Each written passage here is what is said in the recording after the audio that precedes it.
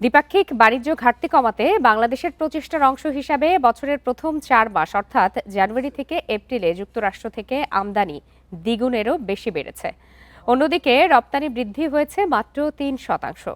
জাতীয় রাজস্ব board NBR এর তথ্য অনুযায়ী গত বছরের একই সময়ে ৯,৫৩৫ কোটি টাকার তুলনায় চলতি বছরে বাংলাদেশ যুক্তরাষ্ট্র থেকে ১৯,১০৪ কোটি টাকার পণ্য আমদানি করেছে, যা ১০১% বেশি।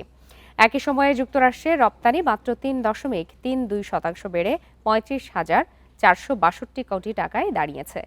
রাষ্ট্রীয় মালিকানাধীন তেল, গ্যাস ও খনিজ কর্পোরেশন, পেট্রোবাংলা, খাদ্য অধিদপ্তর এবং জাতীয় পতাকাবাহী বিমান বাংলাদেশ এয়ারলাইন্স মোট অর্থের ৩৮% অংশীদার ছিল।